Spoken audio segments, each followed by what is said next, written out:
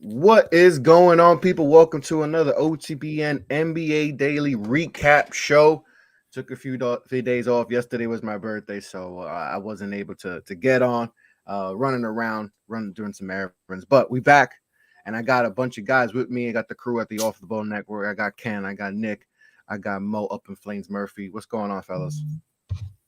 Pretty good, man. Happy belated birthday to you, my guy. I hope it was a good one.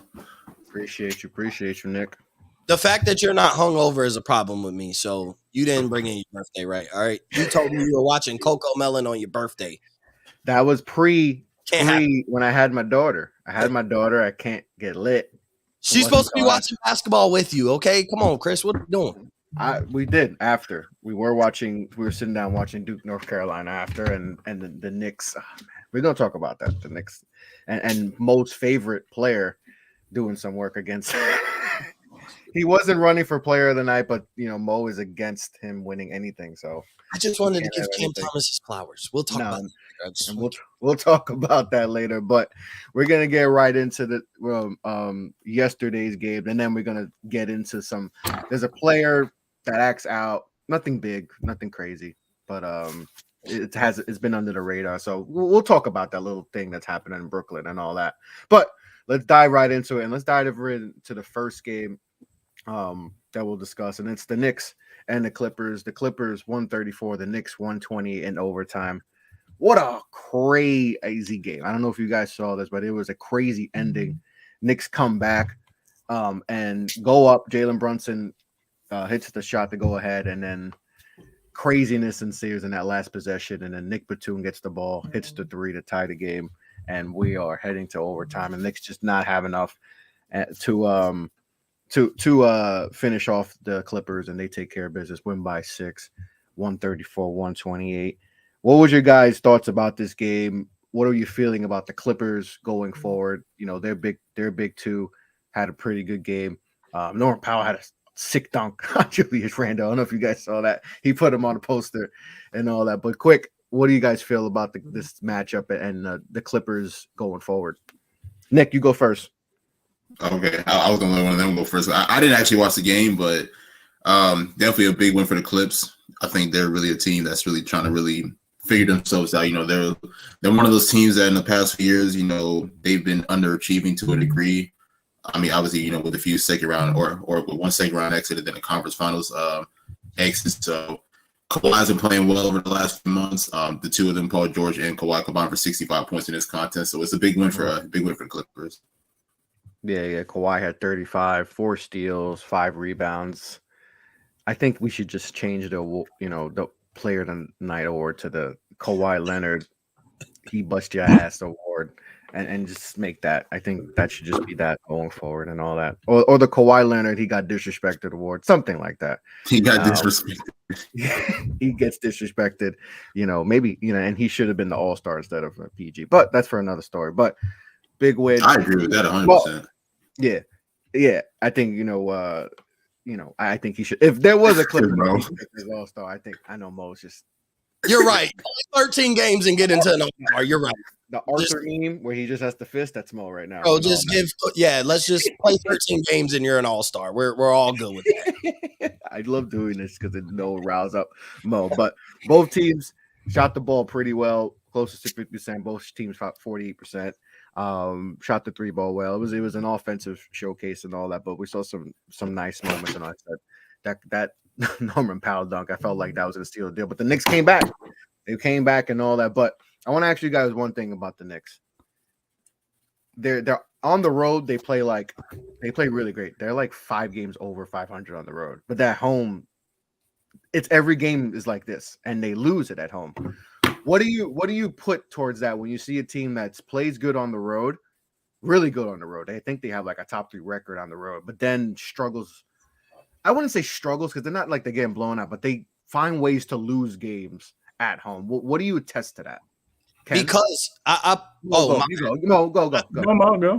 My thing is with the Knicks is the Garden has always been a place where the incoming team, the away team, has a player who goes off. Like, it's always like when a guy plays at the Garden, you're like, okay, he's going to have his best game. And it's not a Knicks player. Like, Randall, I mean, look at Jalen Brunson. Brunson had 41. He balled out. No. He balled out. But what I'm saying is like when somebody comes into the Garden, we look at a Thursday night on TNT at MSG. Yeah, no, I get you. We're expecting the opposing player, the Giannis, the LeBron, the Kawhi, the Paul George. We're expecting them to go off. So I think it's like bad luck for the Knicks just playing at one of the most iconic stadiums in the NBA, where everybody has their best game, and it's not typically a guy in the Knicks uniform, but. Yeah, that just kind of sucks for them. But they're on like the same trajectory as like the Warriors right now. Like the Warriors suck at home right now. Yeah, they do, They're great on the road. Like they win majority of their road games, and they suck at home. I wouldn't say that. Hell, they were like 15 games under 500 on the road last time I checked, or something like that. I thought it was at home. I thought they were bad at home. Road. No, at home they were like. Hang on, I don't know the exact record, but I swear they only lost like 3 or 4 games at home. I could be okay. Then I could be. They're 20-6 at home. Okay, so then I was tripping. It was opposite. All right, my fault. But either way, like, yeah, I'm tripping.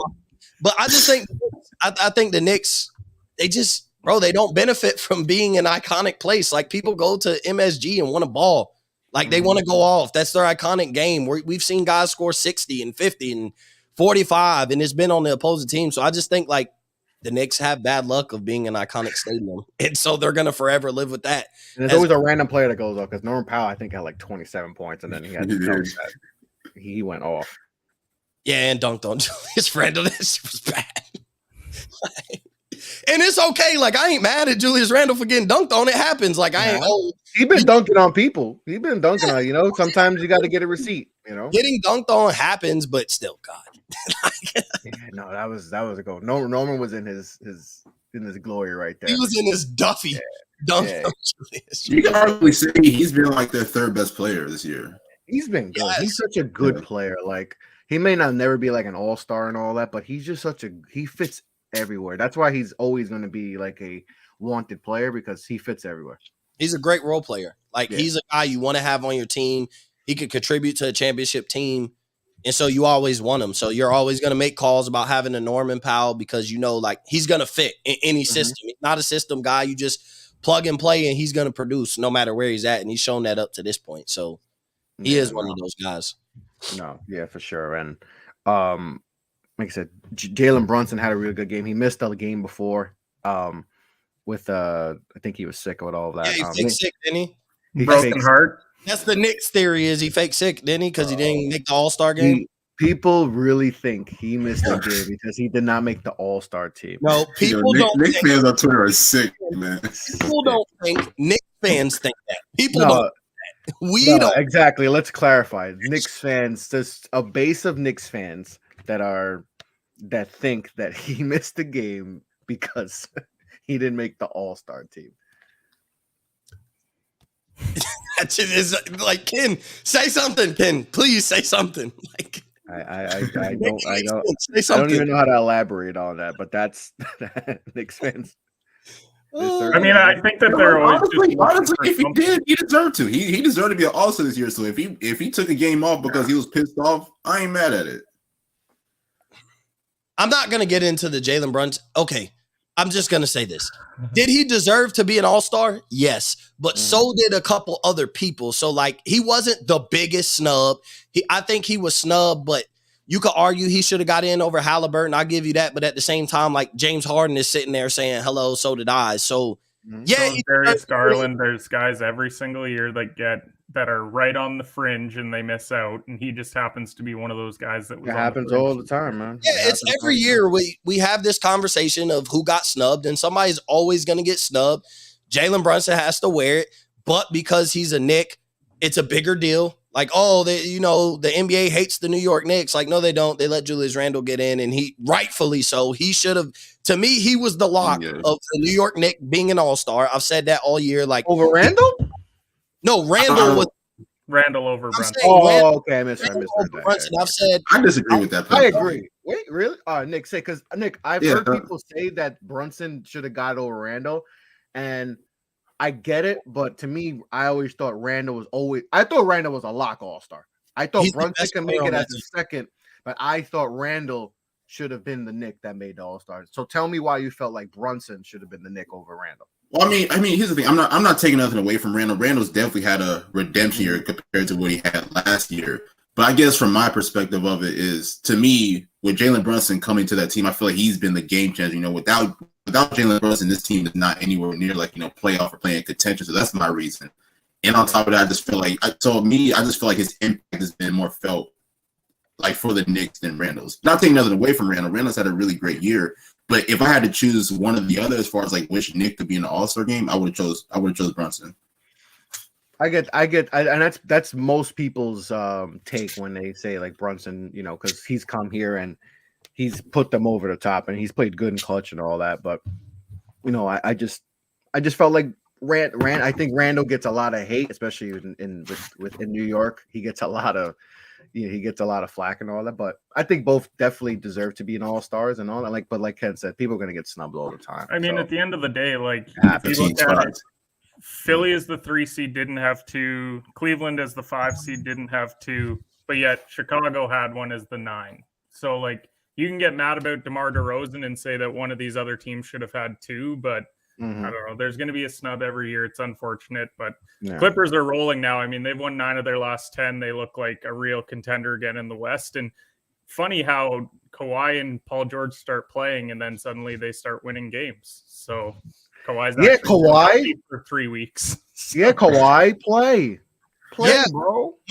Like he's been out there the last 2.5, 3 weeks, and guess he looks like They're Kawhi winning basketball games. So it's almost like you need that guy or something.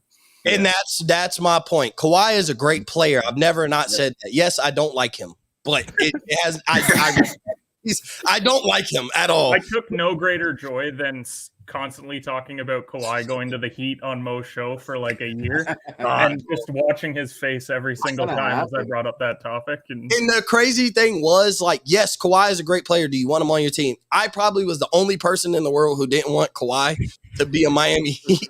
To be in a Heat uniform, and it was simply for the fact he under the radar is no different than what people talk about Kyrie Irving. We just give Kawhi a pass of he's not there. He doesn't show up. He's never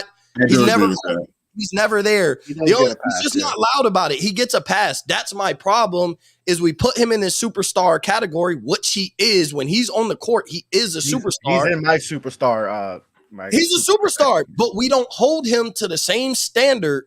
Bro, people were talking about Giannis when he went on that 4-game stretch of averaging 12 points and 6 rebounds that, Giannis is he trending downwards? Like, people were talking about it, and it was like, Kawhi's not even on the court, and we don't care. Like, we don't hold him to the same superstar standard, and that's why it gets to the point I can't stand him, because Kawhi fans are weird.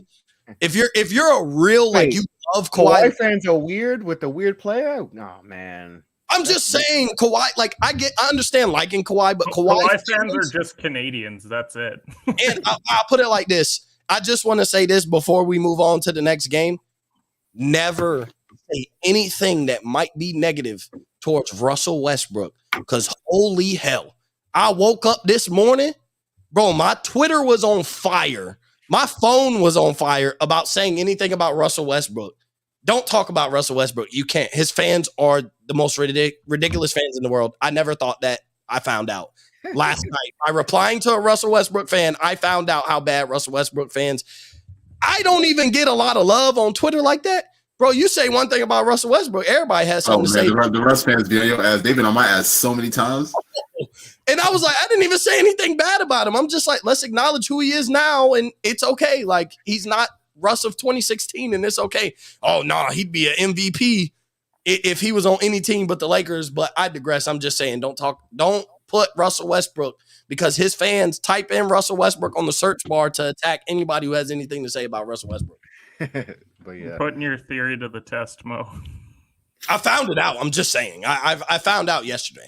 We know the stands of Russell Westbrook are wild. But let's get into the next game. Clippers took care of business, and Knicks 134-28. But let's get into the next game. The Nets 125, the Wizards 123. Obviously, no Kevin Durant, no Kyrie Irving in this game. He was injured. I think he had a calf injury. So, prayers for him. Hope he's going to be okay. Has nothing to do with anything else with him. No. Has nothing to do with definitely not. But Cam Thomas went absolutely nuclear in this game. He was absolutely dominant in this game. What do you have? 44? 44 in this game. Let's talk about Kyle Kuzma and what the hell he was wearing. I know that's a hot topic, but I felt like it was a beanbag chair. Is that a beanbag chair? Bro, I felt like it was a beanbag chair. He was wearing a Black Heart outfit. And I don't understand, like, but you know what? Shout out to Kyle Kuzma for doing that. Like, he's in on it. He's in on it. He knows the internet talk, so he's in on it. Yeah, he gets attention for it. And Kuzma's a really good player. First off, so like he's good on the basketball. He wasn't last night. He wasn't last night. 2 points last night. Didn't he get hurt? He got hurt last night. I know, but he was 0 of 6 from the field before he got hurt. He was bad, but he's been good this season, though. He's been good this year. I just had to give him a hard time for going 0 for 6 after wearing that jacket. Like, he only played 11 minutes. If you want to stand out, then don't go out and shoot 0 for 6 and then get hurt. And we hope he's okay. I think he sprained his ankle or something like that. We're not laughing at the injury. We're just laughing at the Kuzma effect. You know, it comes in with that beanbag chair and then drops. How many people do you think went and checked his box score this morning? And everyone like, does. Dumbass. Everybody did easily. If you dropping 30 a night, you can wear whatever you want. But yeah, if LeBron wears that, I'm like, oh, okay, I got you. LeBron if LeBron wears that, stop it. They're gonna murder him for wearing that. Yeah, but then you go out and drop like 38 and 8, and then he's gonna drop a triple double on your head. Like if Luka does that, Luka's gonna give you 50 on your head. Like, but Luka came in like a cowboy hat or something. Yeah, like he did that on Christmas. He sucked that game though. Luka came in and wore the cowboy hat. His back hurts from carrying the roster. He got Dorian Finney-Smith. That's his number 2. Luka wore the cowboy hat, and everybody jumped on all prop bets, include with Luka over points, over assists, over rebounds. He's about to give that team 50, and then Luka sucked. Like he didn't even play good. They have 5 assists, so other teams are making shots. It's not him, but. The Wizards fall short. The Wizards are just a weird team. I don't know what the hell direction they're going, and there was no Brad Beal. He was out. Danny Advia had 23 points. It seems like Danny's been the main beneficiary of them trading Rui. He's been good for them since Rui's been gone. But Porzingis had 38. But Porzingis ball. But Cam had 44 points in just 29 minutes too. Like, bro, I think he went there and just said. He's like, you know what? Kyrie not here, KD not here. I don't know if I'm gonna play the next. I don't know what's going on. I'm just gonna shoot that thing. Who cares? He took full advantage. He took full advantage of his opportunity, and that's what you want. But when you see a guy do that, and he's done it on multiple occasions throughout his career, where he's had 30. Every time Cam Thomas gets an opportunity, bro, he balls. So like, it's one of those like, if I'm the Nets, okay, I can put Cam Thomas, like he should be a starter at this point. You're going to be a starter. I think you're going to start for them. Yeah, we're going to get into the Kyrie thing, but like you trade Kyrie, you upgrade Cam Thomas into a starter. And I'm not saying he's a future superstar or anything, but like, bro, the man's been a hooper since he's been at LSU. Like, it's not like we're surprised he was balling at LSU. It's not like we're surprised that this dude is a really good basketball player. Yeah, him being able to do that and lead the comeback last night was like, on the day that Kyrie doesn't play and the day after we're hearing all the trade stuff, like, bro, it's not a coincidence. Like, Cam Thomas took his opportunity and was like, I'm here, bro. Get rid of Kyrie if you want to.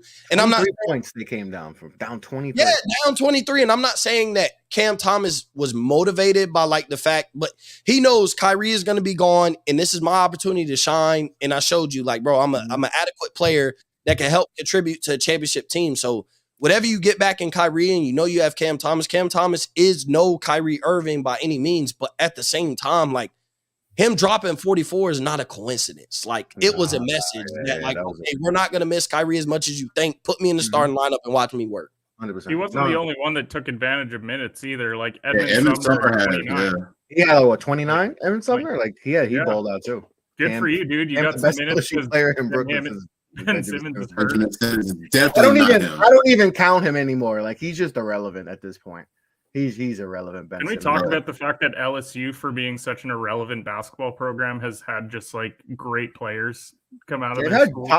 a lot of top 5 players. Yeah. Remember, who was the dude that went to Chicago? Tyrese Thomas, right? Tyrese Thomas. Yeah. He went there. They had Big Baby. Jack went there. Like they've had like I forgot about good Big Baby. players over the years. Bro, Nas Reed. I want to give love to Nas Reed. Bro, he's been hooping, and he was a hooper at LSU. Like, when have we ever talked about LSU and been like, oh man, they made a real deep run? Like, it would have been those Glenn Big Baby teams. Well, they beat Duke, right? Didn't they beat us in one of those Tyrese Thomas years? Yeah. Yep. But they're always LSU is always like, when you look at it, you think LSU, you think football.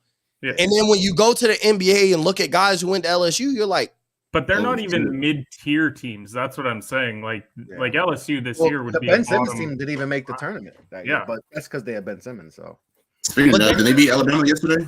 Let me check. No, I don't think so. No. Oh, they didn't. Alabama didn't cover those, so fuck them.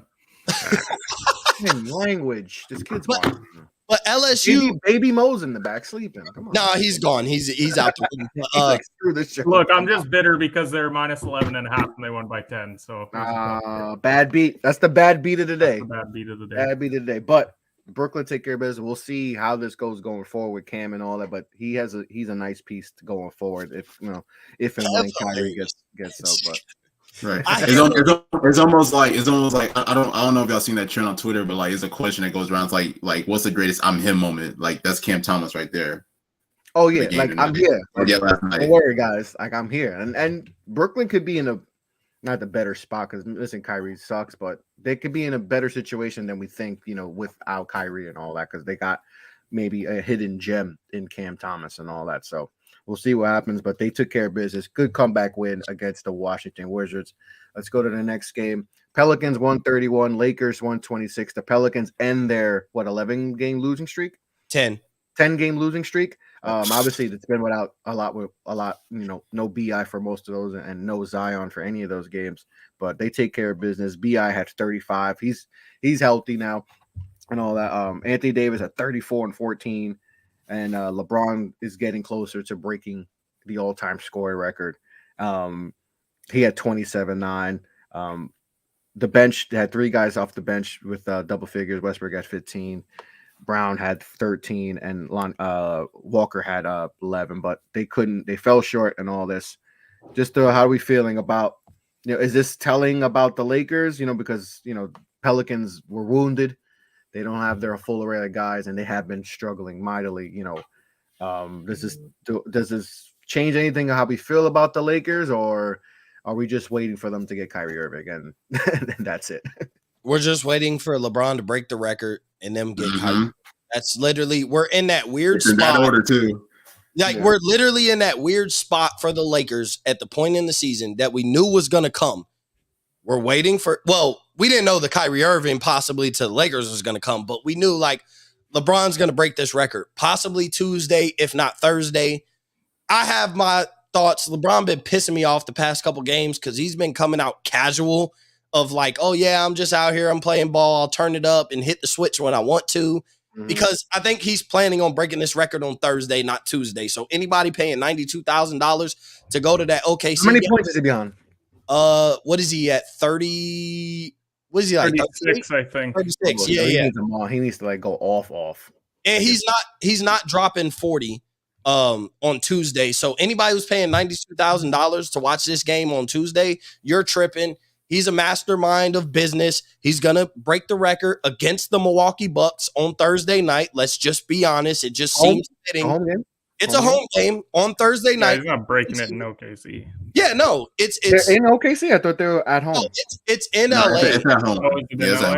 Yeah, but he doesn't want to do it on a trash OKC. He's doing it against Giannis and the Milwaukee Bucks with Kareem, who he played for 2 teams, and it was Milwaukee and the Lakers. Bro, come on now. I think you just want to see Kareem to do it, and just when he breaks the record, just look at it. Why? Because Kareem's been the saltiest NBA guy for the last decade. Kareem's been that way since he was a player. I will give Kareem the credit where up to the past couple days, he was salty about like somebody's going to break his record, but lately he's been showing love and speaking on. So I think Kareem's going to be in the building on Thursday. And, Milwaukee, LA, it just makes sense. LeBron is a businessman on the court and off the court. And he knows what makes the most sense. Breaking it at home against the Milwaukee Bucks. Giannis is going to be on the floor. Everybody's that Kareem played for. Yeah, and it's the two franchises that Kareem played for. LeBron's a businessman. He knows what makes the most sense. That's going to be the most iconic way. And he's going to score like 30 against OKC so that he's only 6 points away or whatever to break the record. So he breaks it early on in the game in the first quarter. He's probably going to have the first 4 buckets, break it, score 8 points. We could celebrate him and then move on and let the game play. Like, come on, man. It'd be hilarious if they load managed LeBron against the Bucks and then he did it on the Warriors the following game. I know. Oh my God! Please don't say that.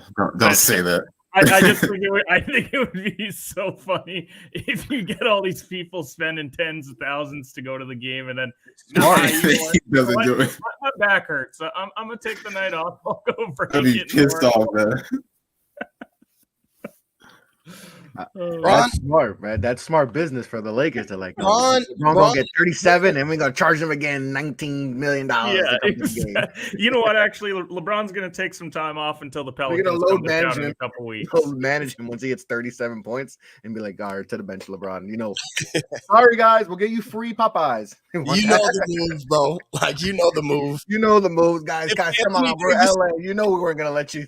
They're going to have the game on Tuesday. If Anthony Davis hits a free throw, everybody in the LA area gets a free soft taco. We'll give you a free taco or something, guys. Just come back to They got to give them some sort of promotion after people spent their year's salary to go to the game. If you spend $90,000 on a ticket, people sobbing into their coupon to get a free Frosty at Wendy's.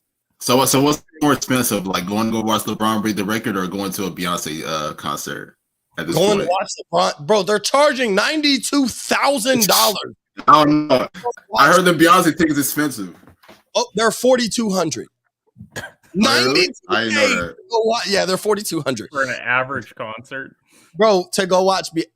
We're not even going to get into that. Don't get me started on Beyonce slander. Oh, no, it's not even Beyonce slander. Don't get me to realize, bro. I never realized. I knew the Beehive and all that was great. Sorry, guys, we're talking. Beyonce. You thought messing with Russell Westbrook was the problem. You don't want the Beehive. I knew the Beehive was great, but I looked at her tour schedule.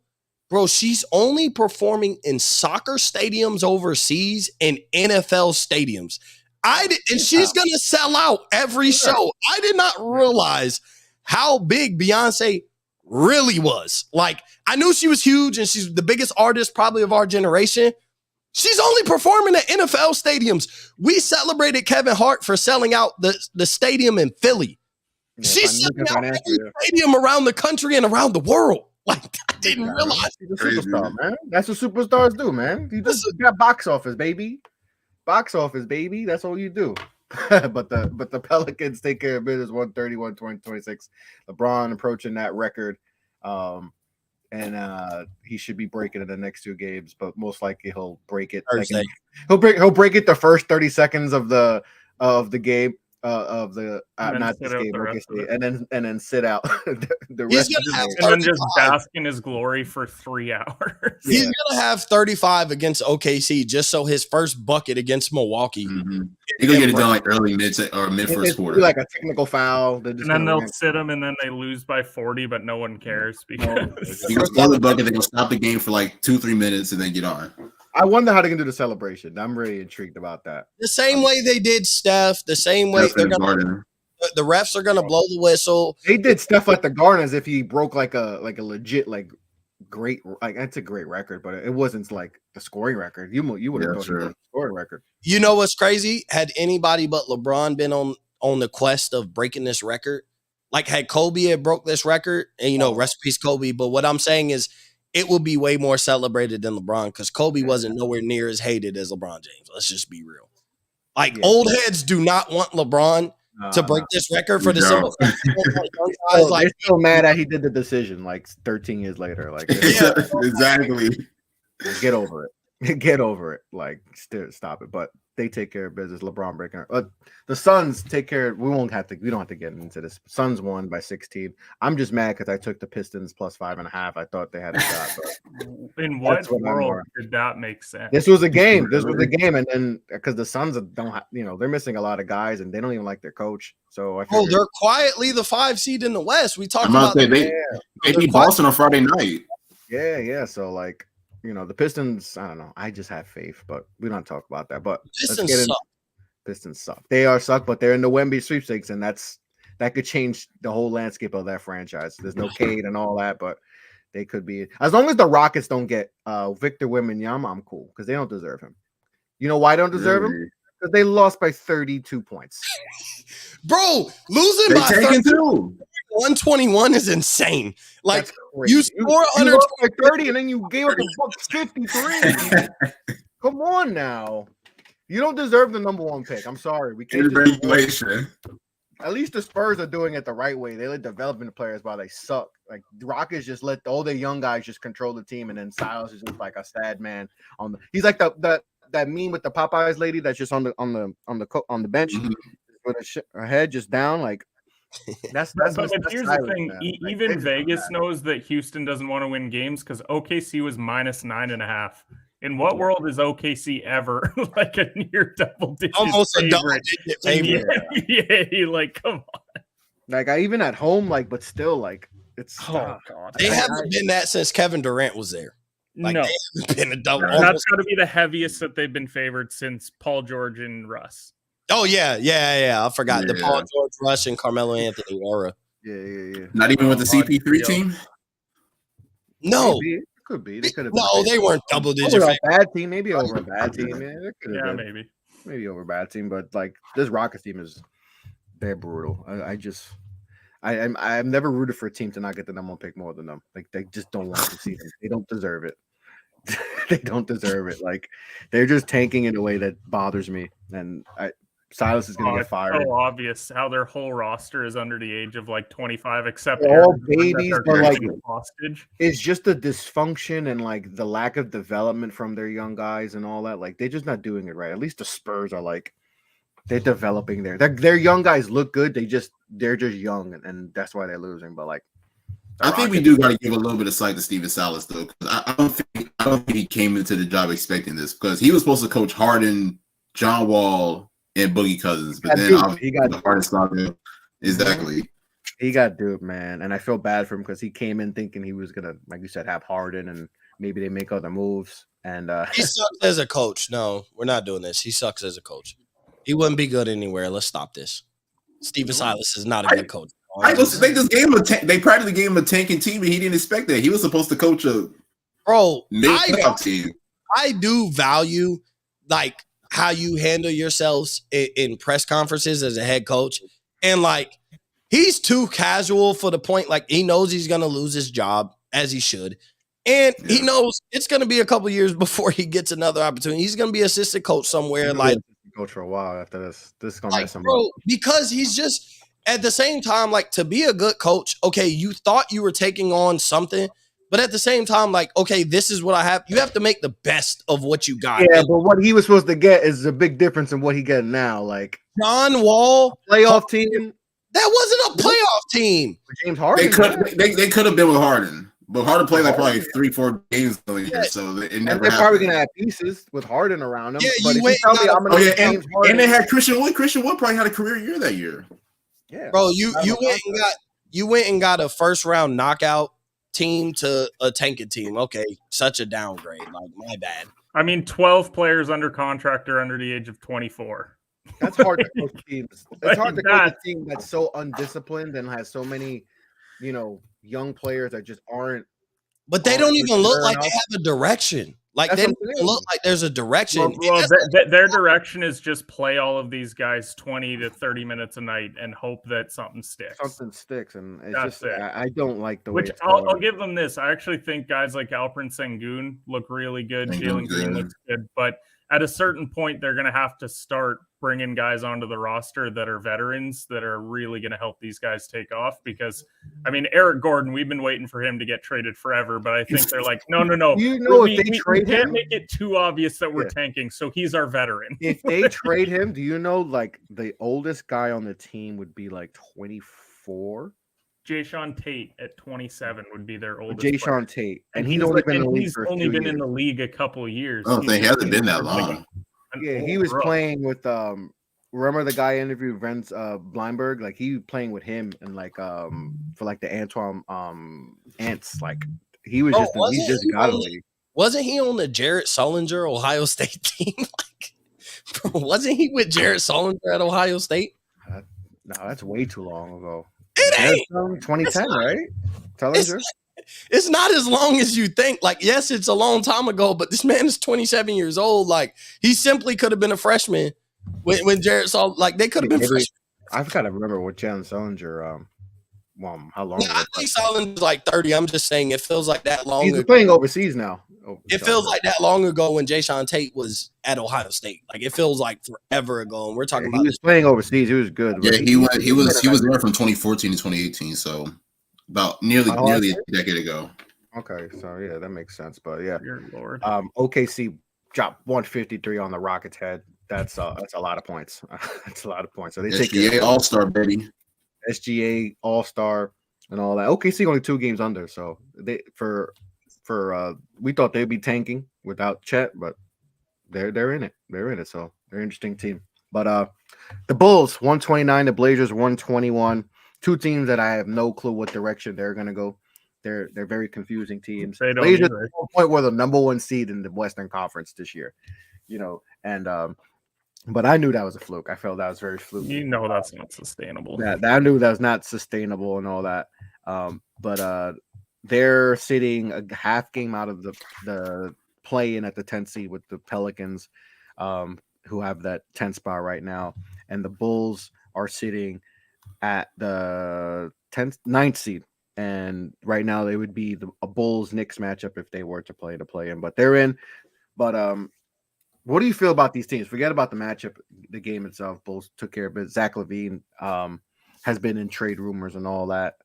And how do we feel about these teams? What direction should they go in? Because I think the play-in is a good thing because it allows more parity, but it can also lie to teams that that think they're better than what they really are.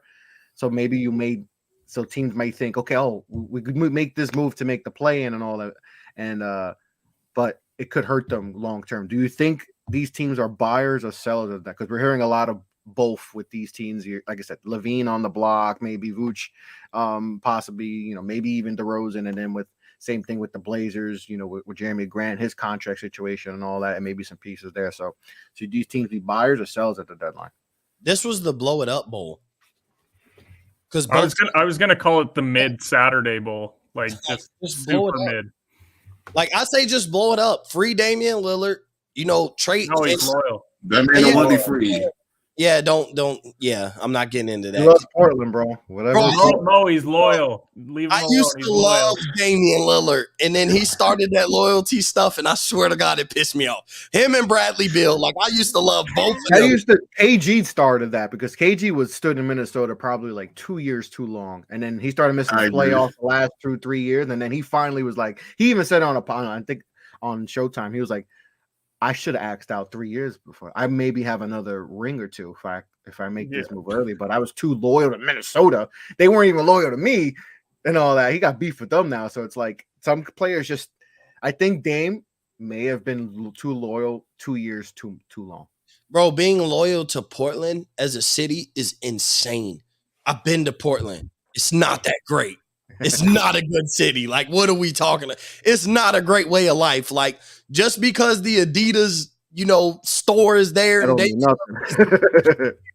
does not mean, like, bro, it is not a good city. And you're staying loyal to rain.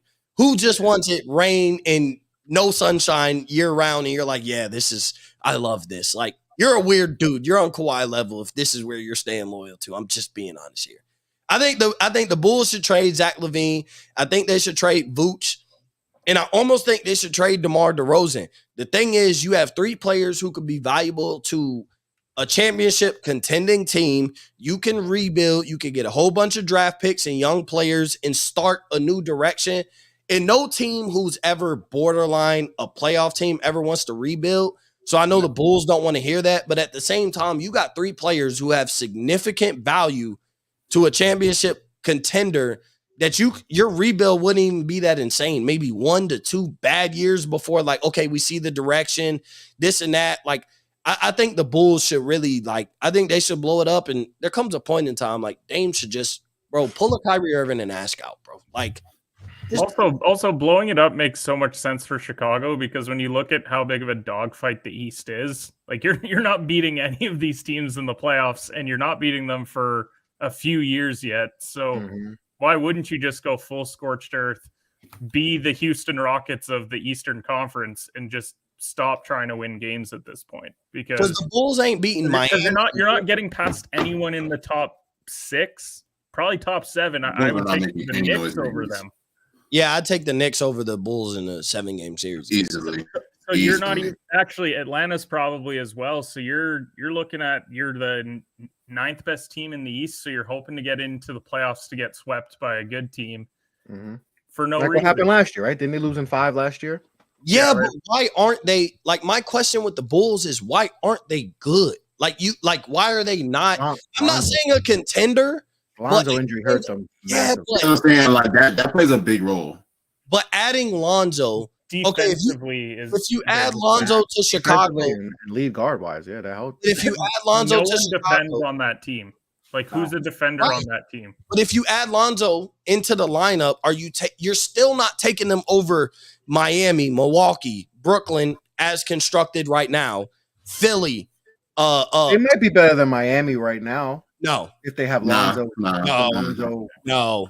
They were really good last year. I'm saying they might, and I'm not saying they will. They might be better, but they're not going to. Even with Lonzo, they weren't better than Milwaukee or like the top echelon teams. But they wouldn't even be better.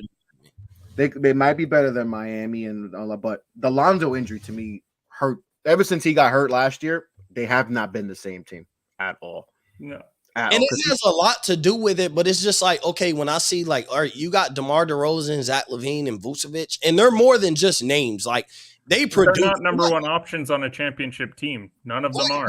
Neither is Lonzo. Like, they're not guys who are cooked and living off their name. They produce. The only problem is it's just like they can't. I guess they do need a point guard to put all of that together, but at the same time, like, you insert Lonzo, there's no way I'm saying Chicago still is a play-in team. Like, the way they're playing right now, when I insert Lonzo, they're still a play-in team. They're not better than the top 6, and I'd probably say top 7. I don't think adding Lonzo makes them better than the Knicks or the Heat.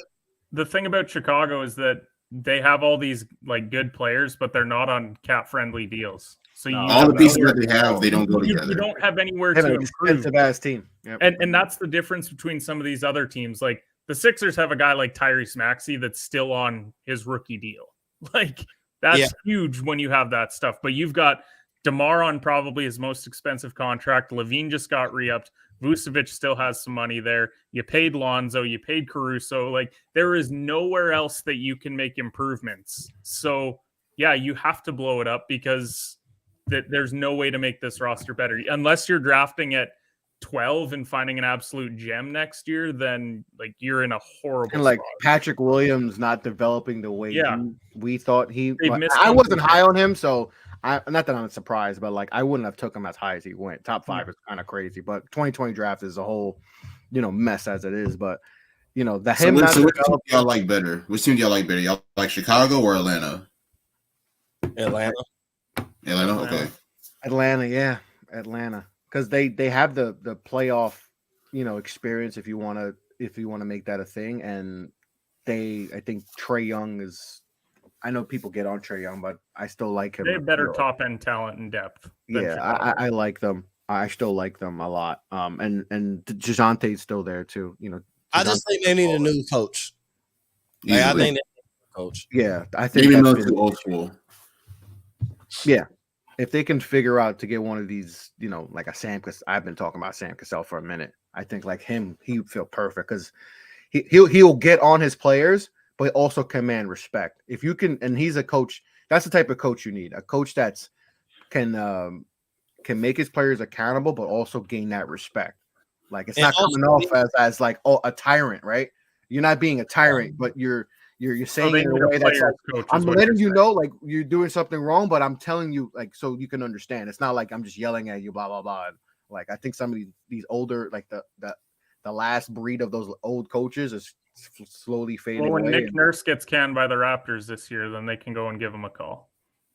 Well, and They Nick need Nurse is another one. Like Atlanta needs a culture change. I'm just saying, like in general, he's going to get canned, so he'll be one of those guys. I think Nick Nurse would be good in Atlanta, though. Yeah. Like, I think but they're he's, just he's also people have said he's low key like one of these old school coaches that can I've heard players tire out. That's what I keep hearing. He tires out players. So I mean that's well, he has to with that current roster how it's constructed. He didn't do that when they had like the Ibaka, Powell, Gasol bench. Like they just don't have a bench right now. So no, they have no bench, no bigs, but they're also they got to figure things out too. But the Bulls, Blazers in the mid bowl, 129, 121. We'll see what happens, what they do, and all that. Mavericks versus the Bucks. Bucks take care of business, 119 to 113. Giannis, another tremendous game. What do you have? I think he had triple double again. The Heat versus the Bucks. Wasn't the Heat? Or did I mess up? Yeah, I messed up. My bad. Golden State, Dallas. That's what. Golden State. Yeah. Golden State played the Mavericks. My bad. Golden State versus the Mavericks. Draymond Green almost got a triple double. What the hell? Yeah, that guy scored 17 points. That's boy. a career high. Bro, Draymond was it ain't a career high. I seen that man score. I know. Yeah, he had a 3-point game in like 2015. I think it was. I know. It's just funny now because he's averaging like what 9 points? Like Chuck Triple would say on TNT, a triple single. But he's the most effective triple single of all time. He is. Because there's so much more to it than just like what we see on the stat line. He's what teams wish exactly. like was. Yeah, like he averages like what 8, 8, and 8. But at the same time, it's the most effective 8, 8, and 8 ever. He's setting screens. He's boxing out people. Yeah, he's 8, 7, and 7 this year. Yet we talk about Draymond like, is he an all-star this year?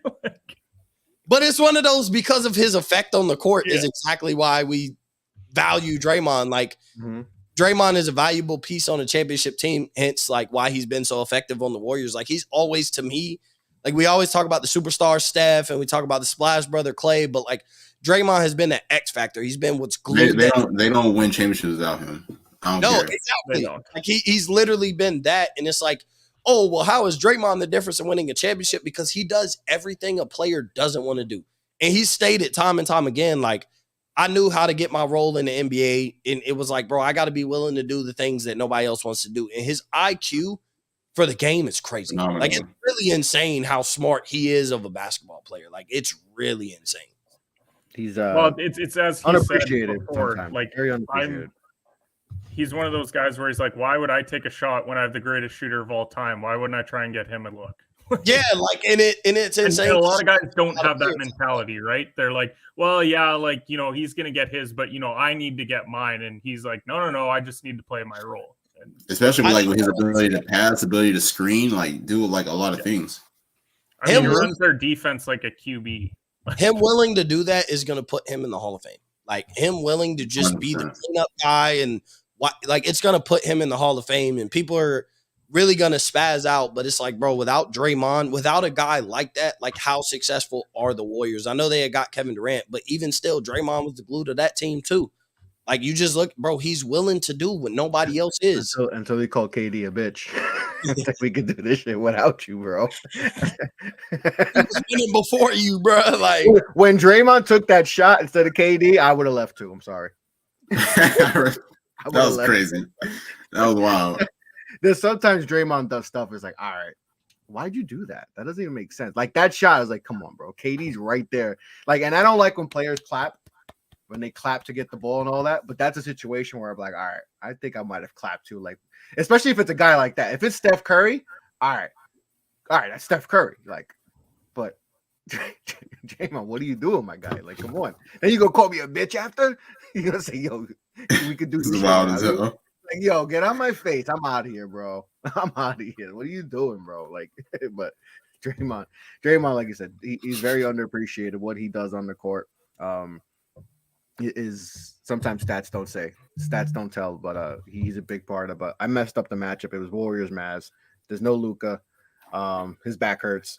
I know it said it's his ankle, but his back hurts because he's carrying the franchise. Yeah. That man, I feel so bad for that man. That man got to put 60 on it just to be in the game because he got his supporting cast, and I wonder what they're gonna do at the deadline. I really do wonder. But just some quick other games. Nuggets took care of business 120-108, and the Bucks with Middleton back, scary. I think they're coming. They're and with All-Star Drew Holiday. An All-Star Drew Holiday. Another guy we talk about Draymond appreciated, but like, no, Drew Holiday, he's boring. Defense. He bland as hell. I wouldn't want to see Draymond in an All-Star game either. Nobody want to see. You want to see Draymond as an All-Star, but not Drew Holiday. I don't want to see Draymond as an All-Star. I don't care about picks, doing the dirty stuff. This is the All-Star game. Don't shoot from half court, like excite me. And Drew Holiday just gonna go out there playing defense. No, like you think I care about Drew? Hey, Drew might hit you with a crossover or something, like a little tweet. You never know. Underrated bag. He just got to play his role to get, because that's what the Giannis wants. But he might get a putback like Norman Powell did last night. You never know. He'll lock you up because you can't go past the court for the All-Star game. I'm taking a mini nap. Wake me up. Somebody text me when he is. He only gonna play like 5 minutes. Sending you a Drew Holiday jersey. He's trying to win a championship, so he don't care about the minutes. I don't hate Drew Holiday. I'm just saying, like, I look at a lot you hate defense. That's why you hate Kawhi. You hate Drew Holiday. You hate no. I don't hate Drew Holiday. It's weird because he's a Miami Heat guy, and they're supposed to be like grit and grind, like defensive, like exactly. Culture. Yet he hates the two guys who would fit perfectly in the Miami Heat. That's true. It's just bizarre. Do you know how much I envy the fact? You gotta watch Kyle Lowry's fat booty try and take charges all day. Boy, you rather watch Thick Boy than Drew Holiday. Y'all don't understand how much I envy Dwayne Wade for making the Miami Heat my favorite team, because it's like, bro, now Dwayne Wade's gone, and it's like, bro, I gotta watch this boring ass basketball and be. You guys are very boring. Bro, suck making the playoffs every year and like making. You call Bam about boring? Like that sounds awful. Bam has been hooping, but at the same time, bro, you can't tell me you get excited to watch the Miami Heat play basketball.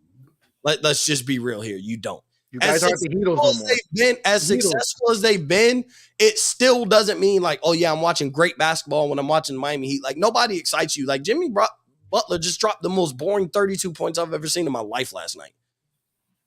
It was boring. It was like mid-range and like offensive rebound putback. Like, bro, dunk on somebody. Dude, like, give me a Giannis triple-double. I'm dunking on everybody. Like, it's just boring. I mean, making the playoffs, I guess, is boring, man. I guess that's right. No, it's exciting, but I'm just saying it still doesn't make it fun to watch. Like, it's not. I get you.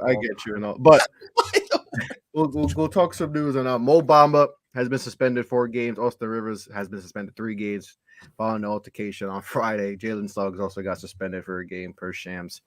That was fun. I should have got more than that.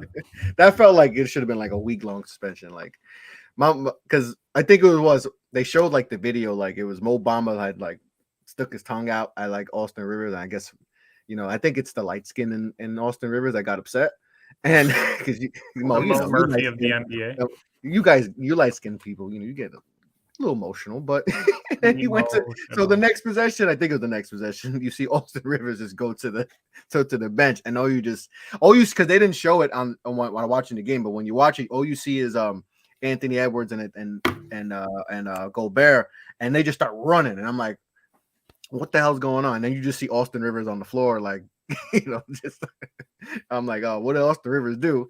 And then Mo Bamba just gave him a 2-piece and all that. Like he must have said like something about Shaq West, being trash or something like that on all that. But suspension, Mo Bamba, out 4 games, Austin Rivers 3 games. What's just your initial reactions on like what happened? This is the most underwhelming suspensions of all time, because even watching that fight, I was like, oh no, we don't get to watch Austin Rivers and Jalen Suggs for a couple games. That really sucks. Like I care a lot more when it's players that matter. I don't know. Like Bamba's okay, but Bamba's been underwhelming. I thought it was hilarious. That's the biggest highlight he's had in a while in the league. Those guys are just trying to stick around the league and show their toughness. Like, brutal. Yeah, no, that was funny though. It was funny and all that. And then you see Bo Bamba running to the locker room and all that. That was funny. But some suspensions going on for that, little brouhaha. The most exciting thing to happen to Orlando in the last 5 years. My thing is, I didn't even see Austin Rivers make contact with him. Did y'all? I didn't even see it. He just got choked. He got put in the sleeper hold and just got two-pieced and all of that. It was not a good good day for Austin Rivers. I want to say this is like the second fight the Magic been in because they got into that fight with the Pistons like a month ago. I think it was. I'm trying to remember that one. Yeah, it was the one because I think Killian Hayes knocked one of the guys. I think it was like yeah. I remember that. Yeah, it was Killian Hayes and all that. Yeah, but that's some suspensions for that game. But all right, let's get into the spicy news. Kyrie Irving expected to wants a 4-year contract. Lakers, and that's been the team he's been rumored to want to go to, prefer a 2-year deal. So they're apart and all that. And obviously Kyrie Irving also sidelined until they find a trade. So he's not playing. And he missed last night's game with I think a calf injury, which is, come on now. Who you just keep it a buck. He ain't playing because he just acts out and we don't want to risk him getting hurt and all that. Just say that. Like, we know he ain't hurt and all that. So Kyrie Irving and all that, and we had talked about previously in they won their game, and Cam Thomas maybe being their point guard of the future and all that, but Kyrie not playing.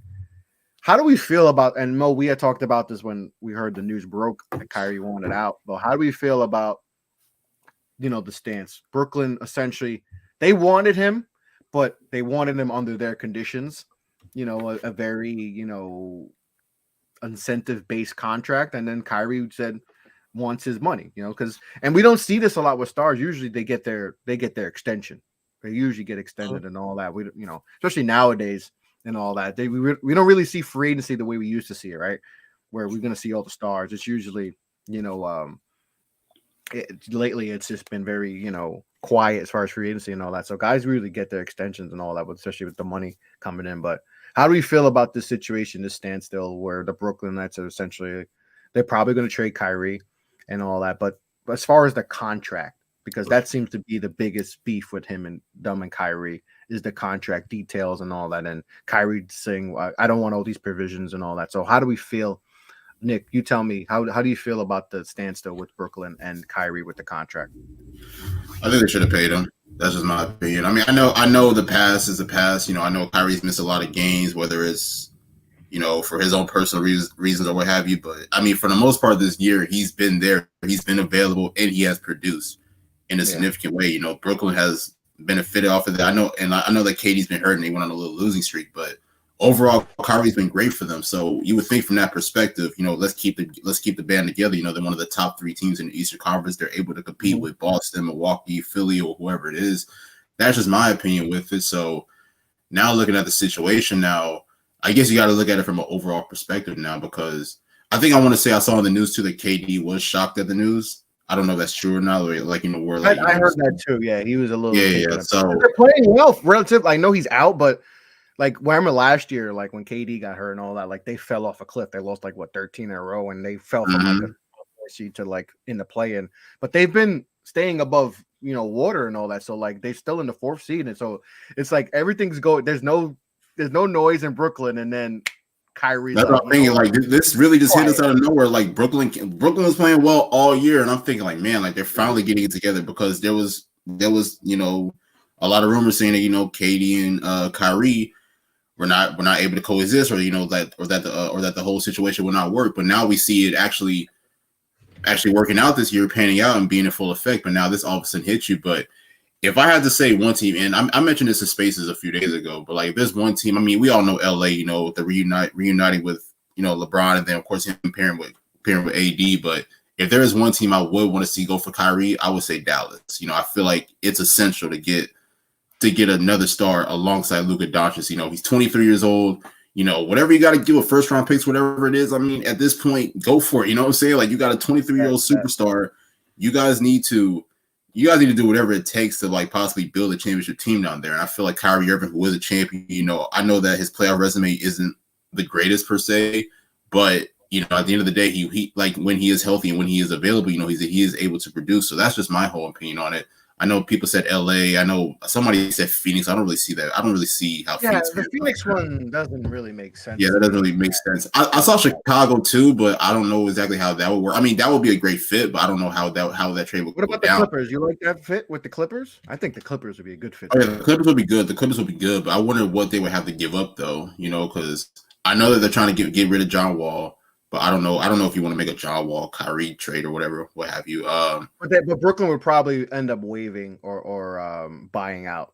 John Wall. That's what happened with LA. I think if the Lakers make that deal and they give up, let's say, Westbrook and whoever else some picks, I think the deal, Westbrook will go to Brooklyn. But obviously, I don't think that would work out. They probably end up buying him out. That's what I've been hearing and all that. Essentially, it would be a buyout of Westbrook and all that. So. Right. How you feel about Miami? I heard Miami a little bit too. I said Miami to Mo when I first heard. I think if you're Miami, you need getting a guy like that would be, But the thing is going to be, does Brooklyn take on? It would want Lowry in return.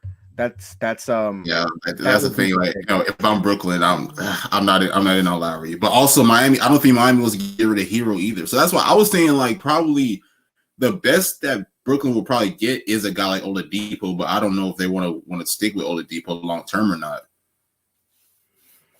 I don't know. I think at first I thought Miami would be good, but then it's like, well, what are they going to give up?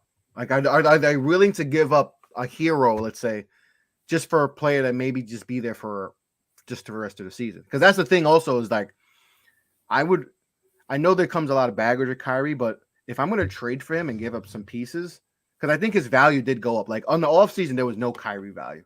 Like we were just talking about Westbrook, and that was the only really deal that we were talking about. Like him and Westbrook straight up. But like I would want to be able to sign him, so at least I know I have him here for more than if I'm going to give up significant pieces. I want to be able to know I have him for at least give him like a 2-3 year contract and all that. So that's going to be the thing. I don't know if Miami is going to be willing to do that and all that. So that's the biggest thing is that if Dallas is willing to give him the contract. And Dallas is and Kev said he's willing to take Hero to JFK himself. And I know Hero's been up, not a fan favorite. Okay, man. But I don't know. That's going to be interesting to see because you got to give him a contract extension though. If you want to keep him, because unless you just think that you're a championship team and but I don't think Dallas is a championship team, even with Luka. Like they don't have enough pieces right now to win a championship, even though they went to the conference finals last year. But that team was better. They had Brunson and all that. Yeah, that's true. Yeah, I think that's interesting. Is what team gets him and do they give him a contract and what's the contract going to look like? That's the thing. Whoever's willing to give him a contract, I think that's where he'll go because he wants his money. So. If he deserves it too. And so that's going to be the interesting thing with Kyrie is who trades for him, who's going to give him the contract extension, or else because you might be screwed and then you only have him for half a year, and you gave up significant pieces, whether it's a second 2 first-round picks or whatever the compensation is for him, because his value, like I said, his value did go up. Easily, so you're gonna get pieces for him because he's an all-star starter. He's played. He's been healthy all year. Other than that's the thing too. Like, yeah, I was saying like besides the suspension, like you can't say Kyrie Irving's missed. I mean, he may have missed a few games here and there, but like he's been there for the majority of the time. Yeah, he's played, and that's been it's been the biggest thing is his health and all. But he's been healthy this year, other than the calf injury he had yesterday. And I hope he's better. I hope he recovers from that. But that's going to be an interesting thing. Ken, do you have any feeling what's your feeling regarding the whole contract situation, all that, and where do you see him maybe ending? Because he's probably going to get traded, it's just a matter of where. I mean, what's the value around Kyrie, just given everything that's happened over the last couple years with him? Like, what do you guys think that Brooklyn can actually command and get back for Kyrie? Because I don't know if it's as much as we think that it is. And I don't get me wrong, it has nothing to do with his talent. Because of course. Right.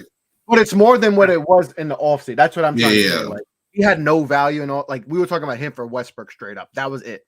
Like just to get rid of him and just get Westbrook and just so you can clear the cap and whatever. Like at least Westbrook will play, hard and all that. And if that's what if you're Brooklyn, but his value, I think you could get a first round pick for him and maybe like a mid tier, not a star, but like a guy who can get you, like a mid time, a mid player, like could get you 15 a game, something like something to that, value. I think is something you could get, which is significantly more than would have gotten in the offseason. That's what I'm trying to say. Like they could get more, but there's Dallas that's going to be involved. Now, Dallas, who the Clippers are involved. The Clippers are involved. Dallas. Clippers, yeah.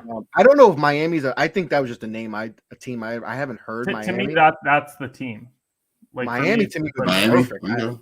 I think Miami. No, Clippers for me, because to me, Clippers. Yeah, Clippers is another one. I send you Norman Powell. I send you a first round pick. That's the thing, man. Like I don't know if the Clippers want to get rid of Norman Powell. Well, okay, but we're talking about a team right now that like Kawhi is always missing, Paul George is always missing. Like if you're gonna go out and win a championship, if they add Kyrie Irving, is that not a championship? Oh yeah, easily. Mm-hmm. And so I think if you're the Clippers, you have to look at what you have right now, and you might have it with what you currently have, but you're going up against teams in the East that have legitimate big threes, and they don't have a big three. They have a big two, and they have some good players around. But if you go all in and you go and get Kyrie, I think that makes you the favorites in the Western Conference. Okay, so I just looked up like Kyrie, like Clippers thing, and just from something I saw on NBA Central that it would, and I'm going to read the quote that they said. Let me make sure it's really their account. It would seem that Wall, Reggie Jackson, Robert Covington, and Luke Kennard are the primary trade candidates in a potential Kyrie deal. So there's no. So they don't even. I don't. Norman Powell's not in. Let's say it's not Powell. Let's say that you go and you get rid of John Wall because you probably want to get rid of him anyways. Yeah, like the money. Yeah. And you probably throw in Kennard. Would you throw in Reggie Jackson? I would. Kyrie, yeah. I think that because hell yeah, because then you're keeping your big three, you're keeping your and Norman Powell. I got to keep Norman Powell, and like you got Marcus Morris, Zubac, Trey Mann, like Kennard doesn't play, and that's what I mean. So let's say it's Kennard, first rounder, and John Wall. I think you do that if you're the Clippers. For sure. For the Clippers, you run to the LAX. And Brooklyn's in a bad spot. Like at this point, they have zero leverage. Like the team comes to you and says, like, "Hey, it's a first rounder and this pretty decent player." So let me ask you this: like, do y'all think that Brooklyn will have to add like another player or another pick to go with that deal? I mean, if you're the Clippers, you try to like ask for like Seth Curry too. I would do that. Be like, try to if you could work that out. Try to get Steph Curry. That's probably the one piece there. Maybe TJ. I would want to keep it. I would try to get him in TJ Warren, yeah. I mean, Royce O'Neal too could. I don't know. But they have a lot of like TJ. Like, they already have more like Marcus Morris, yeah. Terrence Mann. They already have a lot of guys of that. But you get another Steph Curry. Like they don't have like Luke Kennard was supposed to be like their shooter off, and he don't play. So you can get Seth Curry and Kyrie. That improves your shooting. That improves your point. That improves your lead guard position. And that improves your shooting. You got those are two of the best shooters in the league, Kyrie and Seth. So that makes you a major upgrade. And if you let's say you add those two pieces, and you're not giving up, say you mentioned John Wall, Robert Covington, and all those. I mean, in the West, how wide open the West is, and if they healthy, and obviously that's the biggest thing, if with their health, but that puts them right there and getting to at least a conference finals. Also, just a heads up, it was just announced that Steph's going to miss multiple weeks with a left leg injury. So that probably means that he's out for the All-Star game, I would assume. Yeah. So they'll have to find a guy. So it's either going to be probably De'Aaron Fox or Anthony Edwards taking that spot? I would guess Edwards, but yeah, Fox would probably be the other option. Yeah. Probably one of those guys. So yeah, just breaking news. Just got it now. Breaking news. Steph Curry is expected to miss multiple weeks with the leg. That's big for Warriors too. Yeah, this is not good for the Warriors. That's not good. That's not good for the Warriors. I mean, they're gonna need those young They're guys. currently the 7 seed in the West. Only one But game they're more a top game and a of half them. back. And they're only a half game back. They're Yeah, 2.5 back of being 13th. So they're a losing streak, and this is probably the worst thing to happen, like the worst time, because we just saw what happened to the Pelicans. The Pelicans were, I think, the 2 or 3 seed at one point, and now they're, the Pelicans are sitting at 10 seed right now. And if they would have lost to the Lakers yesterday, it would have been, 12 seed right now. So the Warriors, no Steph Curry, that's going to be huge. I mean, and like I said, they're a 7 seed right now, but they're really, they're in the middle of that whole log jam between 7th and 13th. So it could get ugly. So it could get ugly for them. But just before we sign off, our player of the night goes to Cam Thomas. I don't have a video ready. I usually have a video, but Cam Thomas went off. He had a monster game. Definitely deserving. There was other guys who had monster games, but yeah, wasn't it like 5 players that scored like 40 or more? Yeah, there was a bunch of guys who, Brunson, but he was in a loss. Had 41. Who else? Murray. Jamal Murray could have been. Went off. Dame Lillard had 40. Who else had 40? It's Jamal Murray and all that, but a bunch of guys went off. But Cam Thomas, just a situation, 29 minutes too, and off the bench, 44 points and a comeback win. So he's our player of the night, and all that. But we got a lot of news happening. We discussed Kyrie stuff and all that. Steph Curry breaking news is out for multiple weeks, so see how that affects that. But if we have any more breaking news that happens, we'll hop on live and talk about it. But fellas, I appreciate you guys for joining me for another edition of our NBA recap show and all that. But before we sign off, just tell the people where they can find you guys and any of your work. Nick? Yes, sir. Follow me on Twitter at NickAndreATR. Obviously, contributor at the Off the Ball Network. Got a few articles on the website, so make sure to check them out. My recent one was on OKC. Do they got next or now? So make sure to check that out. Yes, and that's a topic we need to talk about, because they can go in a bunch of directions, and so they're going to be interesting to see. Ken? At HedgePod, daily shows Monday to Friday morning at 7 a.m. Eastern time. That's about all I got. Go check out all of our Super Bowl content this week. Yes, and that's the next thing I was going to say. We got Super Bowl, obviously, week from now is the Super Bowl. We're going to have every day. We're going to have coverage. We're going to various topics we're going to discuss. Best games, best rings, best logos, Super Bowl rings, Super Bowl logos. That's tonight's show with our guy Rob Cruz, who's the head of football content at the network. So make sure to check that out tonight. He's going to be doing that. That's going to be a cool show and all that. All week throughout the Super Bowl week, we will be having shows. Lot of fun things going on. So make sure to check that out at OTB_network on Twitter. Go and make sure to check out the Facebook page, YouTube. Make sure to like, subscribe. Make sure to check out the great work that these two gentlemen that join me. Also, Mo, too, has a show coming up today. So make sure to check all those great guys out. But on that note, be well, be safe, take care. Peace.